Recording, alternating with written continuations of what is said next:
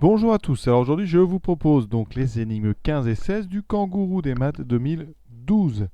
On est sur des questions un petit peu moins faciles, là ça commence à se corser.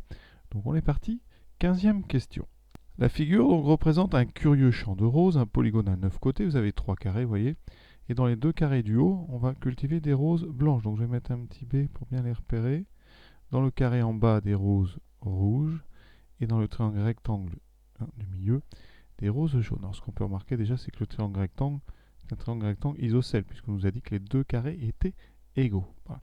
Et on sait en bas que la largeur du champ, c'est 16. Quelle est la surface totale de ce champ de roses? Alors, on va appeler X le côté des deux petits carrés égaux en haut. Et donc avec ça, on va essayer de trouver déjà le côté du grand carré. Donc dans Pythagore, donc vous avez ici un triangle rectangle isocèle au milieu. Donc vous connaissez deux côtés. Vous allez donc connaître l'hypoténuse, d'accord? Avec Pythagore, cette hypoténuse, je vais l'appeler donc H. Ça sera donc au carré x2 plus x2, donc 2x2. Donc conclusion, H, cette hypoténuse, c'est donc racine carrée de 2x2. Comme x est positif, ça fait racine de 2x. Donc je vais l'écrire tout de suite pour bien que vous voyez ce que je viens de faire. Donc ici, ça fait racine de 2 fois x. Donc on a ici notre côté, en fonction évidemment du côté des petits carrés. Maintenant, regardez ce segment rouge que je viens de tracer. Ce qu'on peut remarquer, c'est que puisqu'on a des carrés, ici on a un triangle rectangle isocèle, ici, donc j'ai 45 degrés, puisque c'est un triangle rectangle isocèle, d'accord, 90, donc 45, 45. Ici, j'ai 45, donc on a une configuration ici en Z. Le segment rouge est donc parallèle au côté du grand carré. Ça veut dire que, conséquence, le segment rouge que j'ai tracé a une longueur donc de 16. Et comme on a deux carrés identiques, j'ai donc 8 ici et 8 ici. Donc la moitié ici du segment rouge, c'est 8. Conséquence, je vais m'intéresser au triangle que j'ai en haut, qui est un triangle rectangle ici, d'accord, qui est isocèle parce que c'est la moitié d'un carré. Et donc je vais encore une fois calculer l'hypoténuse avec donc ces mesures-là. Donc, qu'est-ce que je vais avoir? Je vais faire le dessin. Vous avez donc un triangle rectangle en haut qui fait x, x et 8. Donc d'après Pythagore, 8 au carré va être égal à x2 plus x2. Donc ça veut dire que 2x2 est égal à 64. x2 vaut donc 32. Conséquence, x vaut racine de 32. On peut sortir ça, ça fait 4 racines de 2. On aurait pu aussi remarquer que ce triangle rectangle, c'est exactement le même que celui qui est au centre. Donc mon 8 est égal à racine de 2x. Et si vous transformez ça, ça fait x égale donc 8 sur racine de 2, qui me redonne donc en multipliant en haut et en bas par racine de 2, 8 racine de 2 sur racine de 2 carré, donc 2, qui fait 4 racines de 2. Voilà, donc deux façons de le trouver. J'ai donc trouvé la valeur de mon petit x. Maintenant, je vais pouvoir trouver bien, le côté du grand carré. D'accord? Donc je vais l'appeler C. C, ça sera donc racine de 2 fois x, c'est-à-dire racine de 2 fois 4 racines de 2, qui fait donc 4 fois 2, 8. On va inscrire tout ça donc sur le schéma maintenant. Je vous ai donc dit que le grand carré avait un côté de 8, donc 8 par 8. Ça veut dire qu'ici en surface, on a donc 64 mètres carrés. Les petits, ici, on a dit que c'était 4 racines de 2. 4 racines de 2, 4 racines de 2, donc on fait 4 racines de 2 fois 4 racines de 2, donc c'est au carré, ça fait 16 fois 2, 32 mètres carrés. Le deuxième, c'est le même. Vous pouvez remarquer que les deux carrés ont la même surface que le grand carré. Et ensuite, ici, à l'intérieur, on a donc une base, ici un grand triangle avec 8, et 4 racines de 2, 4 racines de 2. Donc, ce petit triangle au milieu, c'est la moitié d'un carré, d'un des petits carrés, donc on aura 16 mètres carrés. On n'a plus qu'à additionner tout ça, donc 64 plus 32 plus 32, ça fait 128. 128 plus 16, ça fait 144. C'est donc la réponse C. On aurait pu gagner un tout petit peu de temps avec des astuces graphiques. Alors, l'astuce graphique que je vous propose, c'est de couper ici. D'accord ? Et ce triangle numéro 1, je vais le mettre ici. Vous voyez ? Je vais le mettre donc à cet endroit-là. C'est le numéro 1. Ensuite, on va couper en haut, comme ceci. Voilà. Et ce petit triangle numéro 2 et ce triangle numéro 3, on va réussir à les insérer ici. Là, je vais mettre le 3 et là, je vais mettre le 2. Conséquence, ça veut dire qu'ici, j'ai enlevé ceci, ceci et ceci. Il me reste donc, si vous voyez bien, à l'intérieur, une figure qui est un carré. Pourquoi ? Bien, si vous remarquez bien, quand on trace on agrandit comme ça, vous formez ici un très grand carré. Ici, on a 16. Donc, comme on a déjà dit, en largeur, ici, donc on a 8 plus 8, donc on a bien 16. Donc on a 16 en haut, 16 en bas.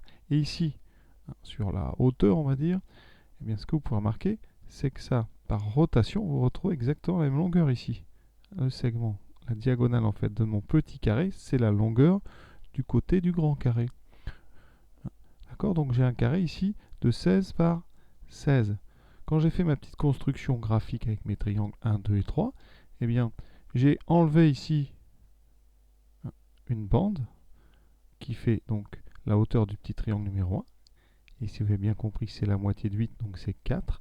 Et ensuite, verticalement en haut, j'ai enlevé la même chose, donc 4. Donc je suis passé d'un rectangle, d'un carré 16, 16 à un carré 12 par 12. Et 12 par 12, ben si vous faites 12 fois 12, ça donne 144. Et donc on aurait pu le faire comme ceci plus rapidement.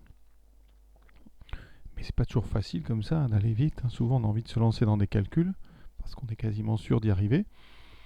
Ici, c'était préférable de faire une petite construction graphique.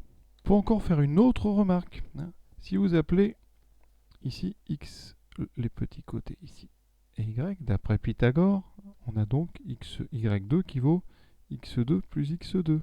Or, si vous avez bien compris, y2, c'est l'aire du grand carré, x2 et x2, ce sont les aires des deux petits carrés, donc en illustrant Pythagore, on a l'aire du grand carré qui vaut la somme de l'aire des deux petits carrés.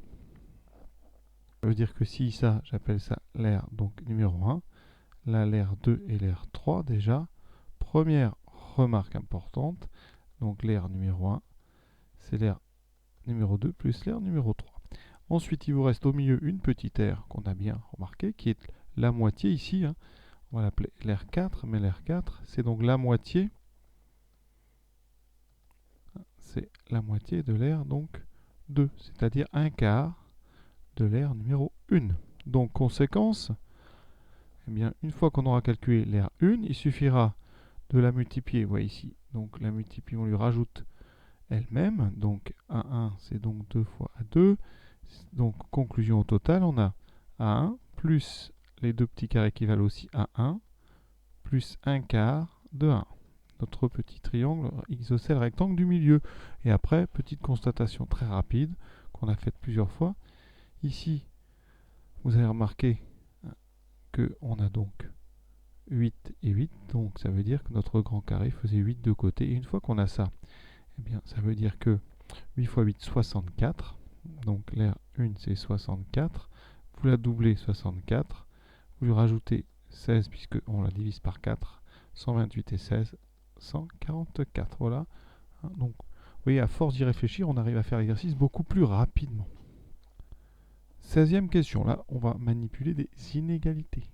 Ici, on a x cube qui est entre 64 qui est entre x cube et x carré. Alors ça, c'est intéressant. Tout d'abord, ça veut dire qu'on peut décomposer ça en deux, en 64 plus petit que x2 et en x cube plus petit que 64. On va regarder chacune de ces deux inéquations, parce que c'est intéressant. Donc déjà, x2 plus grand que 64. Qu'est-ce que ça signifie? Alors je vais tracer une parabole. La courbe de x2, voilà. On va mettre 64 ici. Quand x2 est plus grand que 64, vous voyez, il y a deux parties qui sont concernées. La partie droite et la partie gauche. La partie droite, c'est tout ce qui est plus grand que 8. La partie gauche, c'est tout ce qui est plus petit que moins 8. Donc ici, x2 plus grand que 64, ça veut dire que x est plus petit que moins 8 ou x plus grand que 8. Ça déjà, vous voyez, c'est des choses intéressantes. Maintenant, regardons x cube plus petit que 64. Alors la courbe du cube, elle est différente. Elle est strictement croissante. Elle a cette forme-là, voilà. Et quand un nombre a un cube plus grand que plus petit que 64, ça veut dire qu'ici, on a x qui est plus petit que la racine cubique de 64. Alors, quelle est la racine cubique de 64 ?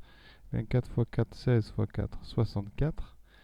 On a de la chance, ça tombe juste, c'est 4. Ça fait x plus petit que 4. Donc, bilan de tout notre travail. On a donc x qui est plus petit que moins 8 ou plus grand que 8. Et en même temps, il doit être plus petit que 4. Comme x est plus petit que 4, dans nos deux premières, c'est forcément x plus petit que moins 8 qui va gagner. Donc x est plus petit que moins 8. En même temps, x est plus petit que 4. Et ça, ça veut dire que x est plus petit que moins 8. On regarde, c'est donc la proposition E. X est plus petit que moins 8. On a terminé. Alors, on aurait pu remarquer quelque chose d'intéressant. Ça permet comme ça de travailler un petit peu les fonctions de puissance. On veut x3 plus petit que x2. Quand est-ce qu'un cube est plus petit qu'un carré ? Mais si on regarde les courbes ici, vous avez donc deux endroits qui sont assez simples. D'abord, le premier endroit, très évident, c'est pour les nombres négatifs, parce qu'un nombre négatif au cube, c'est négatif. Un nombre négatif au carré, c'est positif. Donc déjà, un x cube est plus petit que x2. Déjà, ça marche si x est négatif. Ou, il y a une deuxième zone. Vous voyez, c'est la zone entre 0 et 1. Quand on est entre 0 et 1, un cube est plus petit. Et donc, x est entre 0 ou 1. Donc déjà, rien que ça pouvait nous permettre d'éliminer pas mal de propositions. Vous voyez, ça a éliminé la première. X entre moins 8 et 4, ben ça va pas. On a le 4 qui n'est pas bon du tout. X plus grand que 8, ça a éliminé. Moins 4, x et 8, ça a éliminé aussi, ça à cause du 8. Donc il nous restait que la proposition x inférieure strictement à moins 8 qui pouvait nous correspondre. Donc ça suffisait, vous voyez. On aurait pu répondre directement. Alors ce qui est intéressant à voir dans les courbes que j'ai tracées, oui, c'est que toutes les fonctions puissance, x2, x3, x4, etc., passent tous par le point de coordonnées 1, 1. D'accord ? Donc en général ça, et passent tous par le point de coordonnées 0, 0. Donc on s'en sert en général pour bien tracer les courbes. Il faut savoir qu'après, quand on dépasse 1, les x3 ici va être plus grand que x2. Quand on dépasse 1, les puissances, x4 sera plus grand que x3, qui sera plus grand que x2. Quand on est entre 0 et 1, ça s'inverse. D'accord ? Alors ça, c'est simple à imaginer. Si vous prenez 0,1 au carré, ça fait 0,01. Alors que 0,1 au cube, ça fait 0,001. Donc vous voyez bien que 0,1 au cube est beaucoup plus petit que 0,1 au carré. Voilà. Donc entre 0,1, il y a une inversion comme ça des puissances. Et pour les négatifs, eh bien, en fonction de la parité, ça va changer. Voilà, cet exercice est terminé. Je vous souhaite une bonne fin de journée à tous.